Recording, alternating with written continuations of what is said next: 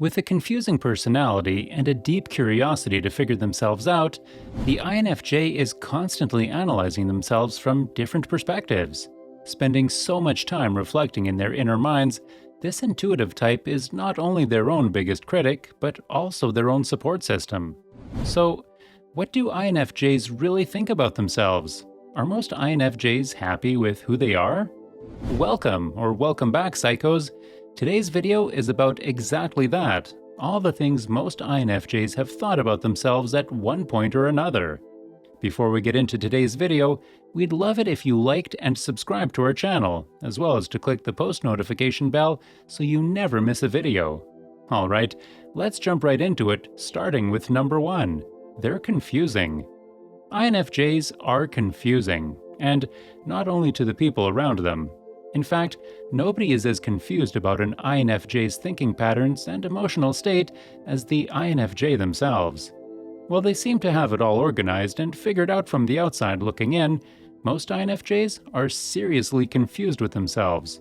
They usually have a better understanding of what they don't want in comparison to knowing what they do want in life, and because of that, INFJs can face a host of confusions. Although they ask themselves all the introspective life questions, sometimes INFJs still don't really know if where they are in life is where they need to be, or if who they're with is who they're supposed to be with. They tend to have a lot more questions than answers circulating in their heads at any given moment, and because of that, most INFJs think of themselves as pretty confusing people. Number 2, they feel superior. If you're an INFJ yourself, you've probably thought at one point or another, am I really smart, or are people just really mindless? It's not necessarily an egotistical point of view, but rather a disappointment for the lack of knowledge others have, or, more particularly, choose not to learn. And although they of course have the best of intentions for humanity, they can't help but to feel like some people they come across could learn a thing or two. Whether it's a general lack of common sense or a shortfall of human kindness, INFJs find themselves unable to wrap their heads around why some people do the things they do. Not to mention, being guided by introverted intuition is like having an inner compass in life, and that alone can make INFJs feel like they have a one-up on most people. However, they would of course never admit this out loud. Number 3, they're born in the wrong era. Wrong era, wrong planet, even born into the wrong family. Every INFJ can relate to this feeling of belonging elsewhere, and it's not always just theoretical.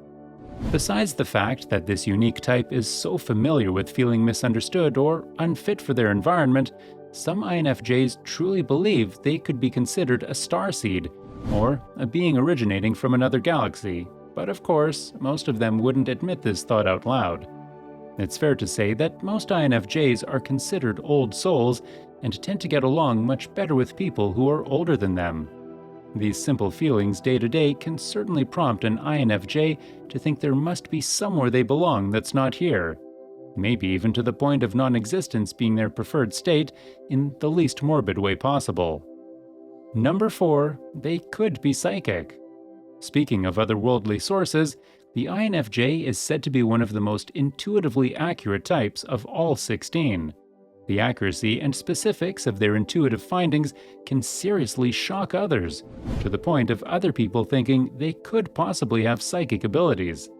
And although people with this personality type eventually get used to their uncanny forecasting skills, they can't help but to question the same thing. Do I have psychic abilities, or is this really just a function of personality type? Or, is this a calling that I should be taking more seriously? The power and guidance they receive is almost hard to believe for the INFJ at times, and even once they've gotten used to recognizing their predicting potential, INFJs are still amazed every time. Number 5, they understand others more than they're understood. Most mature INFJs reach a point in life where they finally realize that other people don't care to understand them as deeply as they desire to understand other people. It's not an easy realization, but it's certainly a necessary one, especially when it comes to avoiding unnecessary self-doubt and misunderstandings. And it's not that the INFJ thinks they're better than others because of the way they crave deep understanding of people, but instead the complete opposite. In fact, this can bring about the self-image of being overly interested, too empathetic, too caring, and even overbearing in some relationships. INFJs can overlook their naturally curious and empathetic nature that draws them to that deeper understanding, leaving them thinking they just must care too much. Number 6, they're seriously funny. It takes a certain type of person to really appreciate the INFJ's dark sense of humor. One of those people being none other than the INFJ themselves. Sure, their chosen sense of joking material may cause a room to go quiet, but because of their deep understanding of the world around them, the INFJ can appreciate the humorous connections their intuition makes. Not only does an INFJ eventually come to appreciate their own sense of humor, but they may even find themselves chuckling alone in reaction to imagined or hypothetical scenarios. With no one else but themselves to fully understand, only INFJs will truly know how funny they really are, and it's something they think to themselves often. Number 7, they're too uptight. It's fair to say that most INFJs are constantly trying to find the balance between controlling their environment and just enjoying the ride. They may have times of throwing their hands up and letting their hair down, but they almost always come back to the comfort they find in controlled environments. Because of this, almost every INFJ has said to themselves, just let loose already. Whether it has to do with a social interaction, a leap of faith, or a spontaneous adventure, sometimes INFJs need to remind themselves to stop being so fixated on sticking to the plan or creating a perfect outcome. In fact, a great example of this is in relation to the INFJ's love for creating. While they love to detach from their perfectionistic ways, sometimes this uptight nature can get in the way of the much-needed escape that a simple creative outlet can provide. Number 8, they've questioned why it's so difficult to express their thoughts verbally. Just spit it out already! Sound familiar, INFJs? It's the inner voice in the back of your head convincing you that trying to express yourself through words is only making matters worse. Every INFJ has thought this about themselves at least once in their life. Sure, us humans can't always get our words out as efficiently as we'd like, but for the INFJ, finding the appropriate words to use can be even more difficult.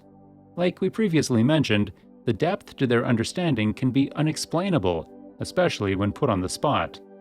Because INFJs can get so caught up in outer details and observations, it's as if their minds go MIA when it comes to giving some insight into their complex thought processes.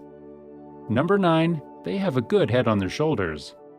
Through all the self-criticism and self-deprecation an INFJ battles with on a daily basis, most people with this rare type wouldn't change it if they had the chance. That's because, overall, INFJs mostly think they have a good head on their shoulders, especially in comparison to some of the people they observe. They strive hard to achieve a balance of head and heart in all aspects of life, and because of that, they can see more than anyone else can, the good intentions they have for themselves. In fact, this self-realization isn't just about a pat on the back, but instead, it serves as the idea to fall back on when they're being particularly hard on themselves. It's the positive words that pop up to save an INFJ from tearing themselves apart. Number 10, they're perceptive. Intelligence is one thing, but for the INFJ, it goes far beyond general intellect. INFJs are naturally perceptive, and luckily, most people with this type think this about themselves. It's not about education, their ability to pass tests, or their willingness to learn uninteresting material, but instead, the ability to see the bigger picture. INFJs don't just pick apart situations and people in order to figure them out from all perspectives, but they also have a keen ability of seeing how everything ties into each other as a whole. Whether it has to do with relationships, family life, or career, their insightfulness and ability to see the things that most people overlook is something that they recognize within themselves. And so, most INFJs come to the conclusion that their emotional intelligence and analytical mind is what serves them the perception they use on a daily basis. Well, that's it for today, psychos. So, have you thought these 10 things about yourself at one point or another as an INFJ? Also, Make sure to leave us a like, share this video with your friends, and also subscribe to our channel so that you never miss a video.